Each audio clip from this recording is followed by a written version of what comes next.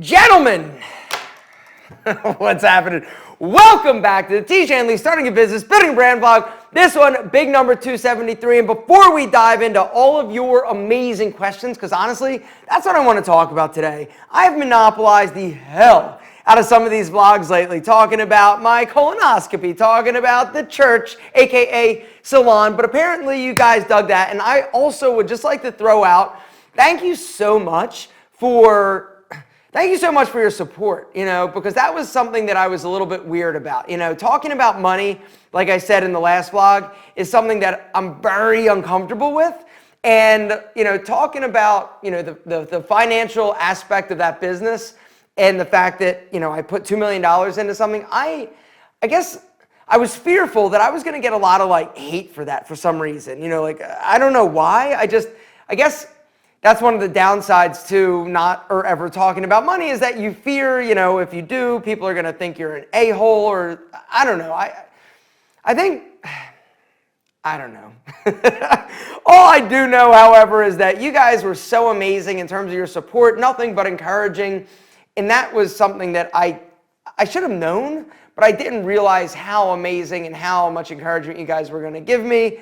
And that felt incredible. So I just want to say thank you so much. It was so amazing that I'm actually thinking possibly about talking about the business on my regular Alpha M YouTube channel, because I know that a lot of people are curious and possibly interested in sort of the backstory of the salon, how it works, how it makes money, and talk a little bit more specifically about that on my big Alpha M YouTube channel. One of the things that I ended up doing when I posted the video here about my colonoscopy, I wasn't planning on talking about that on the Alpha M YouTube channel, but the support you guys gave me and the feedback, it made me realize that I needed to talk about it. And the crazy thing is that video got viewed like 600,000 times. And I know for a fact that it definitely helped people, because I know I got the emails. I got a ton of amazing emails from people saying, yo, it was a good thing that you did that. And people told me their stories. The comments were amazing. And so I think I might actually talk a little bit more specifically about that business and kind of what it looks like in terms of investment and the nuts and bolts of it on my Alpha M YouTube channel, and just see if that's the type of content that people are interested in watching, because as you know by now, I love entrepreneurship. I love business. I love talking about entrepreneurship. Now, like I said, money makes me a little squirmish and queasy, but I think there might be a way to do that brings value on a larger, macro scale, as opposed to just talking about it, once in a while on this channel. This channel is amazing, and I honestly feel like you guys are, you guys are a different caliber, a different level. We're here connecting about entrepreneurship, which is something that I have had in my blood since the age of literally like 12 years old. And so it's great. I love talking about it, but on the Alpha M YouTube channel, a lot of times it's more about tips and tricks and style and grooming and dating and stuff like that. But I would love to be able to talk more about money and finances and tips that I've learned over the years. Because over the years of doing a lot of things, over the years of being super broke, being not super broke, and just the evolution of me as an individual and entrepreneur, I would love to talk about and discuss that on a bigger level and affect more people than just on this channel. But that being said, you're here now, and I need to talk about an incredible video that Josh at Tiege Hanley locked and loaded and put out. It is all about how to have an incredible facial at home. Oh yeah, you thought facials were just for spicy senoritas? No, man, they're also for you. And if you are interested in giving yourself one, guys, hit the link down below and go check it out. And while you're there, drop it one of these. And also, have you dropped this vlog one of these yet? Because if not, I would really appreciate it. The algorithm seems to appreciate it as well. So now what I want to do, gentlemen, is dive into your amazing business questions from last week. So how this works, if you're new here, if you've got a business question, this vlog is all about helping you basically break out of your entrepreneurial shell or achieving more down the road on your entrepreneurial journey. If you've got a business question, start with business question and ask it. And next week, we'll dive in and give you some more. But now, let's dive into these. The first business question comes from our friend Johnny Tran. Johnny, what's up? Good to see you. Johnny was on the Alpha M project. He was one of our contestants. It's so good to hear from you, brother. I hope you're doing amazing. I'm sure you are, though, because you were a super smart dude and you had your shit together, which is more than I could say at your age. Anyway, the question is, coming from a college student that's about to officially enter the real world in less than 2 years, I was curious if you had any financial tips that you might have learned after you started making money. Like most business professionals, everyone has their own tips of where to save, manage their money, high yield savings, CDs, stocks, bonds. I was wondering if we could possibly hear yours. I hope you're doing well, blah, blah, blah. So here's the deal. You want to talk about my investment strategy and tips? Oh, this is something, once again, money and money management and investing is an educational process. And when you grow up poor or you are not around people that understand money, because it is an education, right? You need to learn about it. You need to understand how interest works, how debt works, how you can leverage certain things and all that good stuff. It is an education. But when you are around people, or not, I should say more specifically, not around people when you're growing up, like I grew up, like I said in last vlog, super blue collar. I didn't have anybody really to ask about saving or investing. Everybody that I knew, everybody's parents that I knew was literally working paycheck to paycheck. And then, growing up, I was broke up until literally I started, I was broke until, let me think, how long was I literally super broke? It's been about 8 years since I've had any money in the bank, right? And so for me, the education process never started back then. It started kind of now. And I am still, to this day, learning about it. And one of the downsides to that and not having any type of financial literacy and seeking it yourself is that you miss out on a lot of opportunities. They always say that the earlier you start, the better off you're going to be, right? The compounding of interest and over time and dollar cost averaging and all that stuff. The stock market and investing and CDs and all that stuff, it scares the crap out of me. What doesn't scare me, for whatever reason, is real estate. I like real estate. I feel comfortable with real estate. But that being said, I would not recommend you start investing in real estate if you're not somebody who understands it or real estate is tricky, right? A lot of people online are talking about leveraging their assets in order to buy real estate and rental units and blah, blah, blah, blah, blah. That's a whole nother level of investing, right? And you can potentially risk a lot more. One of the things that caused a lot of people to have really bad situations going on back when the financial industry sort of, crashed back in 2006, 7, 8. And for the record, if you haven't watched the movie Big Short, I just watched it for the 4th time the other night. That is an incredible movie. Highly recommended with Steve Carell, Ryan Gosling, Brad Pitt. It's an incredible movie that talks about the financial crisis. But one of the reasons why everybody was in such bad shape is that they were over-leveraged. They borrowed more than their house was ultimately worth, and banks got greedy. Everybody got greedy, essentially. I don't know. To answer your question, I don't know. I don't really have any tips or advice other than don't be me. Honestly, because it's one of those situations where whenever I talk to financial planners or advisors, I joke with them that if there was a tin can fund, as in you take your money and you bury it in the backyard and just don't touch it, that's the option I would choose. Because I don't know that emotionally I could handle losing 30, 40, 50% of my wealth because the market or the economy or something just tanks. Accountant. Get yourself a good accountant. I guess that is my number one piece of advice. A good accountant is going to be able to help direct you on the journey of financial literacy and how to possibly invest. I'm absolutely the worst person in the world to ask this question because I'm so bad. Even though logically I understand dollar cost average, I get it. I understand. And even though I understand that I shouldn't put $2 million in a business when I can have that money and invest in other places and make a bigger return, I get it. But for me, being as growing up so poor and then filing bankruptcy and just debt scares me. risking money scares me. Even though it may look like it's super risky that I invested, a bunch of money in this business, to me, that was more comfortable than tossing $2 million in the stock market that I have zero control over. It makes more, real estate and business, it makes more sense to me. And so for me, I'm comfortable. Now, does this mean that I don't have, stocks and investments and things of that nature? The answer is no. I've got a few different financial advisors that I work with, and every one is a little bit different. I've got my account at Vanguard. I've got my account at another wealth management company down that I lease a building to. I've got another guy that I know from Starbucks. And then I've also got the things that I do and I've set up for my company, right? My company has set up some things for me in order to put more away than the standard, Roth IRA or the standard amount that you're able to. And the way that you do that is you get an accountant and you have them set up what is called a defined benefits plan, which is going to allow you to not only put away money, it's almost like your company, your personal company is setting up a retirement plan for you, the employee / owner of the company. And so it's enabling you to put away, depending on you and your business, but I mean upwards of $100 to $150,000 a year,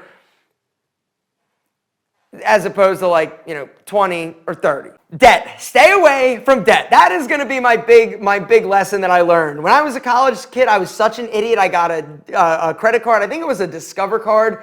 There was a table, my freshman year where they're like, oh, hey, come over. You want a credit card? I'm like, yeah, sure, right? I was an idiot. We'll give you $300.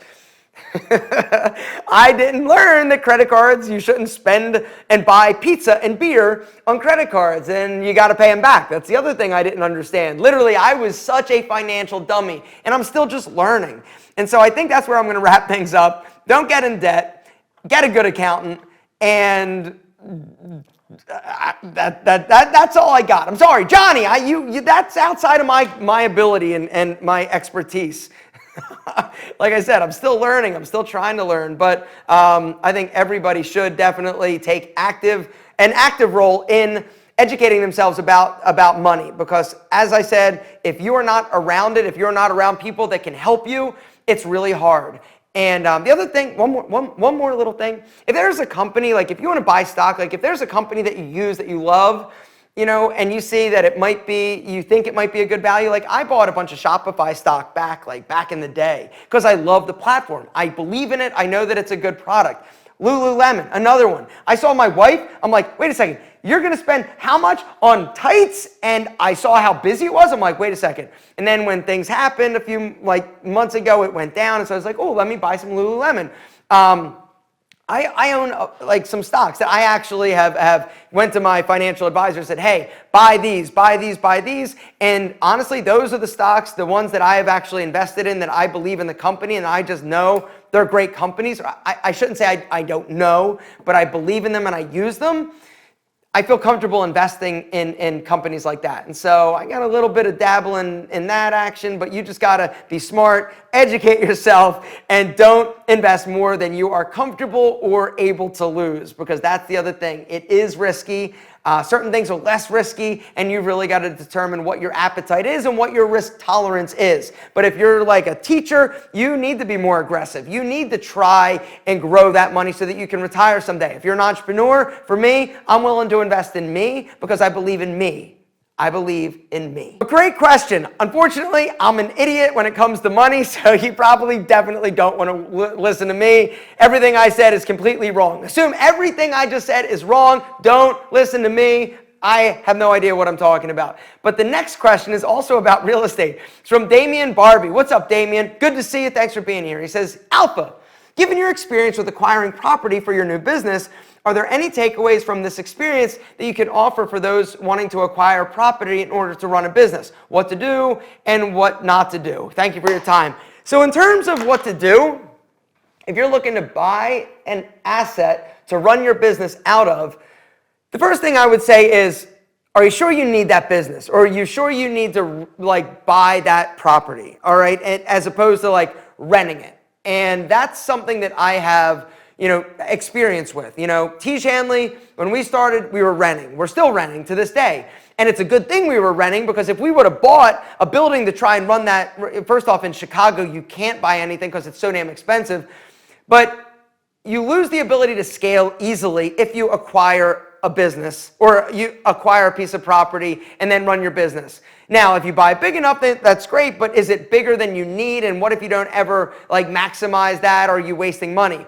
You know, Pete and Pedro, same sort of thing. You know, when I started in a bedroom, and then eventually I bought this my office, and I ran it out of here for like 2 or 3 years. And then it's like, all right, I'm tired of tripping over pallets. We grew to the point where it's like, okay, what do I do now? Do I buy a bigger building to rent to run this out of, or do I rent? So I rented a warehouse, a small little warehouse. It was like, I don't know, like 2,000 square feet. I'm like, okay, this is awesome. But quickly I was like, crap, I need to grow out, or I've grown out of this. And so what did I do? I called the landlord up. I was basically saying, yo, I know there's another space that's bigger. Can I get out of this lease? Can we roll it into the next lease, start a new lease? Landlords will always do that. So even if you like signed a 3-year lease and you've only been in a space for a year, but you need bigger space and you can go to the landlord, they'll say, yeah, we can start a new 3-year lease with the bigger space. We will allow you to break the lease. And so when you are not actually buying it, when you're just renting it, you can do that easily. But if you buy it, it's hard to just like offload something. The other thing you need to do is do the math, right? Does it make sense? Is it an investment that, you know, at some point is going to appreciate? I don't know. Maybe it is, maybe it isn't. But you need to really do the math, because if you are going to be like, I'm going to buy this building, I need to put down, because here's the other thing. Real estate, commercial real estate is harder to get a loan for. You also typically are going to need to put down more money as a down payment. All right, the banks are going to be like, all right, we want to make sure that this dude isn't going to just like walk away. And for my office, it was literally like a 3-year loan. I had to they wanted me to refinance it in 3 years. They didn't want to finance it. It's not like a regular mortgage where you can finance it for like 30 years, right? It's typically going to be shorter duration. You're going to get it. You're going to pay loan origination fees every time you sort of refinance it. Now for me, I'm looking at my bill, right? I'm like, damn, I'm paying, you know, $1,000 interest every month. I had the money in the bank, and so what did I do? I'm like, I'm just going to pay this off. Boom, debt gone, right? And that was great for me because I had the money sitting there in like a checking account, which is another reason why nobody should listen to me in terms of financial advice.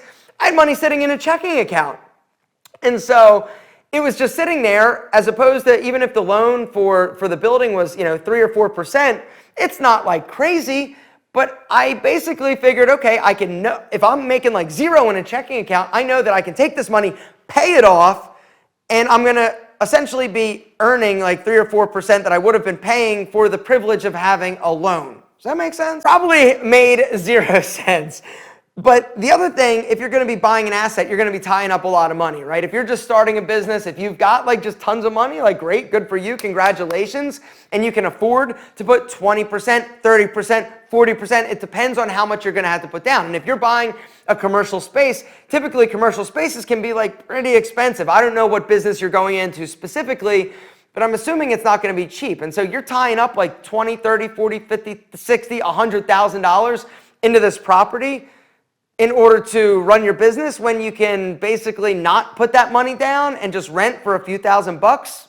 Maybe that's a better idea, but it's totally up to you. Unfortunately, like I said, I'm an idiot and I have no idea what I'm talking about, so don't listen to me. Next business question comes from our boy, Gary Hernandez, self-defense and urban survival. What's up, Gary? Good to see you. Good to hear from you again. He says, hi, Aaron.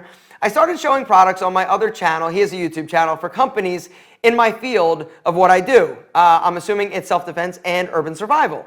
My question is, have you ever had 2 different companies with very similar products approach you? And is there a conflict when both products are almost the same? And how do you feel about showcasing both products on your channel? Basically, let's say you have 2 hair gel companies. Okay, that's I'm of course going to be like no to the hair gel or skincare. The answer, Gary Hernandez, Urban Survival Self-Defense, is yes, I have oftentimes had 2 companies approach me and offer similar products. And I've only been able to promote one. In my opinion, it kind of boils down to credibility. You know, if you are pitching one product, in order to sort of talk about it, Are you highlighting the features of this product, or are you really like getting behind it and being like, yo, this is awesome, this is amazing, this thing is incredible? And if another product is like the same and you're like, yo, this one is bad, well, people are going to be like, well, wait a second, I thought you just said that product that basically is the same thing is awesome, so which one is it? Now, that being said, if there is a difference, like some type of a real difference, between this product and this product, knowing that some of your audience, some of your customers are going to prefer this. Maybe one is $20 and one is a little bit more premium and it's like $80. If that is the difference and there are real differences between the products, even though they are a similar sort of thing, I think it's totally cool to promote it because you know that, hey, some people are going to be more price sensitive to this, but some people might like this better. And so ultimately, you've got to choose. But I do feel that it boils down to credibility. And one of the mistakes that a lot of YouTubers make when they start getting approached by companies and vendors is they just see the money. It is really difficult to be selective. And that's one of the things that I have really prided myself on. And a lot of people will bitch and complain. And here's the other thing. Just because somebody doesn't like a product doesn't mean that it's not a good product. Just because, and here's another thing. When it comes to like products, I don't want to go down this rabbit hole. There are other questions. But sometime maybe I'll go down the rabbit hole of talking about my promotional pet peeves. And that's not going to be now. But great question. Congratulations that people are approaching you. Well done. But be careful because it is tempting. Somebody drops a sack of cash in your lap. How much do you not like it? Maybe I like it a little more. I got to talk about that later. More questions now. I got to speed these answers up. I'm going too deep. There are a lot of them. Okay, next one is from our friend Jason Payne. He says, I just graduated from college a few weeks ago and have been enjoying reading and acquiring as much additional knowledge as I can. I've been reading and researching various topics such as how to be a leader, investment strategies, as well as your book, YouTube marketing, and beyond. My question is it better to know a little bit about a lot of different subjects or a lot about one topic? So this is a great question and something that I totally get, right? I think right now, you recently graduated. Now is the time for you to sort of explore, right? Like learn everything you can. Scratch whatever itch you have. If you're interested in YouTube marketing, go after that for a little bit. Read a little bit and see if that's more interesting. See if it's interesting to you. If you're interested in finance, go and check it out and see what that's about. Now is the time for you to be as curious as possible. And that's one of the reasons why I love today's video sponsor, Skillshare. It's not the sponsor, but that is literally one of the reasons why I love Skillshare so much is that you can learn a bunch of different stuff on a bunch of different stuff you didn't know that you were interested in learning about. Right now, I would say explore, and then when you find something that's like extra interesting or you really enjoy it or it just kind of makes sense to you, that's the one maybe you explore a little further. There are going to be some things that you learn that you're like, yeah, whatever, and you're going to kind of forget about them. And that's fine too. For me, I like knowing a little bit about a lot of things, but specializing in specific, genres and areas. And so does that answer your question? Know a little bit about a lot of things because it's going to make you a more well-rounded entrepreneur. But when it comes down to it, it's probably going to be in your best interest to focus and learn a lot about one or two specific things, and those are the ones that you're going to need to follow. But great question. The next question isn't actually like a business question, but it does pertain to the salon. From our friend Dustin, he says, what would happen if you had to close for another lockdown or multiple lockdowns in the future? Would your salon survive? And the answer is, yes, it would. Why? Because I don't have any debt. I don't have bills that are going to be like knocking on the door, right? And so that is one of the other reasons why, for me, it just makes sense. If we get shut down, if we have a pandemic, whatever. Now, that doesn't mean that the stylists and all the people that work there are, not going to need, money or revenue. But for me, the owner of the salon, no big deal, whatever. It needs 6 months, I'm cool, no big deal. I don't need or rely on that revenue in order to keep the doors open or pay the rent. I'm the landlord, baby. I own that bad boy, free and clear, which feels good, even though it's the wrong decision. The last business question. Actually, shit.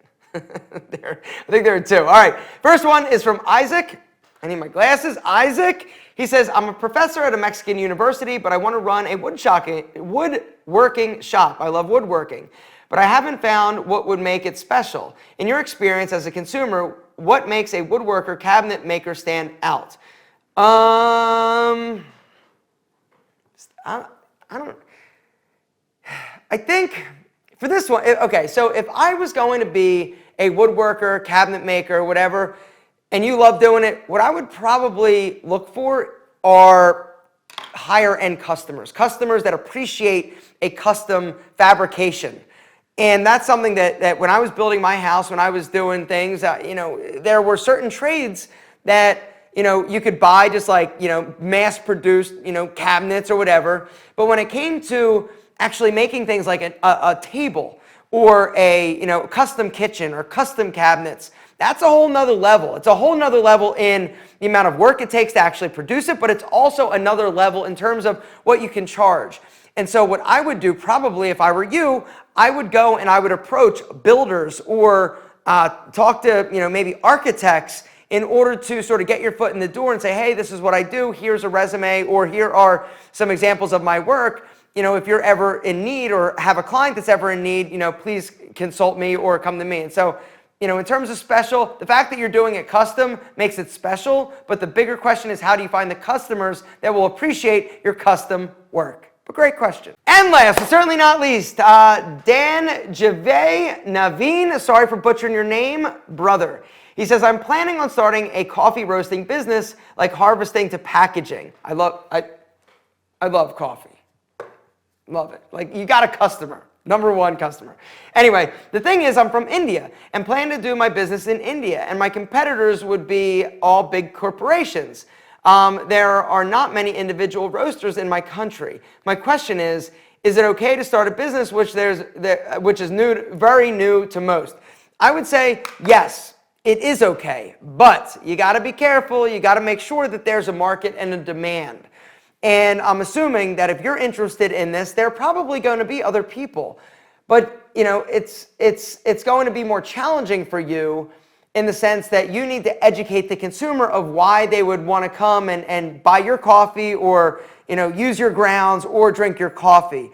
And so I think that it is good because here's the thing. If you are new and you can catch it, like catch that wave as it's like starting, you can ride that bad boy. You can also be the first, and being first in some situations and instances is a benefit, right? But you just got to make sure that there is a market. And so is there a way to test it? I don't know. Only you can decide that. But you're smart. You're watching this vlog, and so I'm sure you will figure it out. Gentlemen, that is where I'm going to wrap things up. Remember, we love you more than our double monk trap shoes. And also, if you have a business question, start with business question. Just make sure it's not about money because I am an idiot and you should ignore every single piece of financial advice I gave you in this video because I don't want to be held responsible because I'm not right and I'm an idiot. Have I said that enough? Gentlemen, I think you're amazing. The one thing I am not stupid about is how incredible you are and how much you have changed our life. Guys, thanks for watching. We'll see you next week.